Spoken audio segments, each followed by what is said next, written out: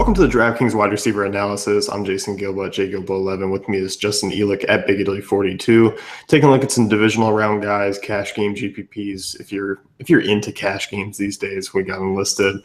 I like all these names here. I mean, it seems with Jordy Nelson, obviously, you and I probably bummed out more than anyone else. I know, and I still hate the fact that it said at least 2 ribs, as if they couldn't tell how many more were broken. And then all of the tweets that were breaking news about his ribs, I was like, that's just too insensitive. You know, that's not appropriate. But I don't know why they haven't ruled him out, because in all reality, the Packers, I mean, this is probably the toughest task they're going to have. I mean, obviously the Falcons would be a tough match. If they played at the Seahawks, that'd be tough too. But Seahawks aren't going to beat Falcons, I don't think. But either way, I mean, I think you're not going to risk his long-term health, especially with like a lung injury. You know, potentially you can get a punctured lung, crazy stuff like that with broken ribs. I just don't see any way that you risk Jordy Nelson in this game when, you know, Aaron Rodgers could complete passes to you and me. I mean, we would absolutely just die like that. What is it? Not Another Team movie where the guy catches the pass and gets chopped in half by 2 defenders. I'd catch a pass from Aaron Rodgers because he'd throw it so hard I'd not be able to not catch it, and then I'd just get chopped in half by 2 defenders. I think my hands would just be broken trying to catch like a full-on dart from Aaron Rodgers. They would just break it in such a perfect way that the ball couldn't come out of your hands. You would see like whatever, I don't even know what brand of footballs that they use, but it would just say the name right there. Yeah, Wilson.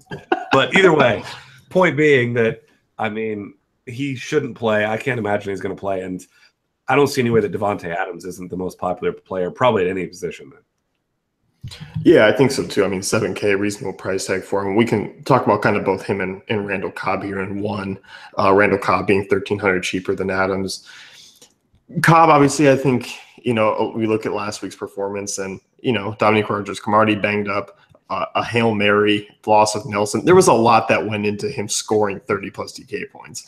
Plus the fact that he's got 2 100-yard games this year, and both are against the Giants. And he actually really hasn't come that close to 100 in any other game other than one. So, I mean, yeah, price-wise, of course, he seems like a better play, but Adams still saw more targets. Adams been the more consistent option. And, you know, granted, Cobb's got more of a rapport with Rodgers, especially in the playoffs. But, I mean, if you're choosing between one of those two guys and you have got plenty of salary if you want it this week, I think Adams is still the much safer play. Yeah, both of them might draw middle of the road matchups in terms of, you know, wide receiver ranks for Football Outsiders. So I think that one's a good one. And obviously we can kind of jump around here, but in that same game, I mean, you're looking at Des Bryant and GPPs, you know, 6,600. He's one of my favorite options this week because seems down priced compared to everyone else. Yeah, I mean, almost $3,000 less than Antonio Brown at that 6,600. And, you know, this is the Packers defense. So we know the secondary has been banged up all year. Even when guys have been around, this has just been a very beatable secondary. Apparently not for Eli Manning, but for everyone else. But, you know, this is still a team it's not one-dimensional in the passing attack like the Giants are. I mean, I know Sterling Shepard caught his touchdowns here and there, but, you know, when they have a go-to option, it is Odell Beckham. And, you know, for the Cowboys, you got Witten. Beasley's made some big catches. Obviously, Zeke can do everything. So I think that Dez is that guy that price seems just too low, you know, almost like they're just baiting you into taking him. But, you know, I think that he's got huge upside. He does have a low floor because you've seen, you know, as good as everyone thinks that Dak Prescott's been, he hasn't been the most accurate. I mean, he's been smart, not making a lot of bad decisions by any means, but he's still, you know, not a guy that's going to throw like how we saw, 11 out of 12 targets, I think Doug Baldwin caught from Russell Wilson last week. You're never, ever going to see that from Des Bryant and Dak Prescott, ever. No, and there's always just way too – I mean, you know, we can get down the red zone. Zeke could grab 2 touchdowns and a random Terrence Williams or Cole Beasley touchdown. It's fluky. I mean, Bryant hasn't been the most consistent in terms of reaching the end zone. But, I mean, in terms of correlation, the team totals are there on both sides to kind of chase after a shootout. Yeah, I mean, they're tied with the Falcons for highest team total of the week, and obviously a much easier matchup, you know, for the Cowboys than the Falcons, of course. Yeah, definitely, and we can get into some of those Falcons guys. Julio Jones, 8,400. You noticed the $1,200 difference between him and Antonio Brown. I'm not worried about really the offense here for Atlanta. I think they're in good shape. Yeah, I mean, we talked a bunch of times all season about how Seattle's not the same team on the road. Obviously, the defense not the same, and it seems crazy to think that any wide receiver is a safe option against this team. But Julio dominated this team earlier this season, had almost 140 yards and a touchdown, and got blatantly held on the final play of the game. Or I guess it wasn't the final play, but the final actual play of the game by Richard Sherman. Of course, Sherman wanted to run his mouth. I respect it. I get it. But, I mean, that was the most blatant thing ever. And Julio wants to get revenge. And then I looked way back, obviously not trying to get anecdotal about like everyone on Twitter is going to, but he had a huge game against them his rookie year as well. And I mean, just his size and his speed, the fact that he got an extra week off to try to heal, he hasn't really been healthy in months, completely healthy.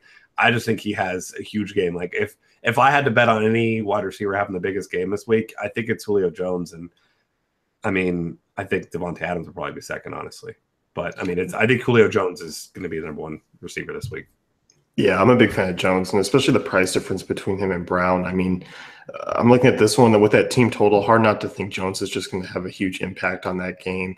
You like another one here from that same team, Taylor Gabriel, 4,400. If you weren't around, we used him quite a bit for about a 3 or 4 week stretch. Definitely a kind of boomer bust guy, but one who can kind of separate you from the field. Yeah, I mean, he's the ultimate boomer bust play because he's not a big guy. He's fast, but he's not a particularly consistent receiver. He's not a guy that's going to see a lot of looks, but he is the guy, that he could take an end around. He could take a short wide receiver screen to the house.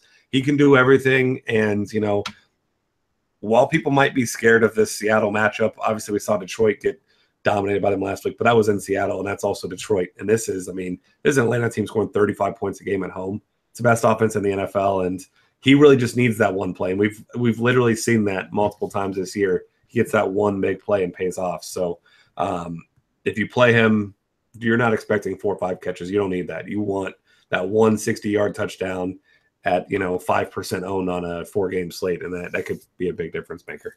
Yeah, I mean, I find him to be kind of a cheaper alternative to Tyreek Hill, who's much more expensive. I mean, boomer bust play, they kind of use him similarly. Obviously, not as much handoffs as Hill gets, but Gabriel is kind of that type of player with that huge speed.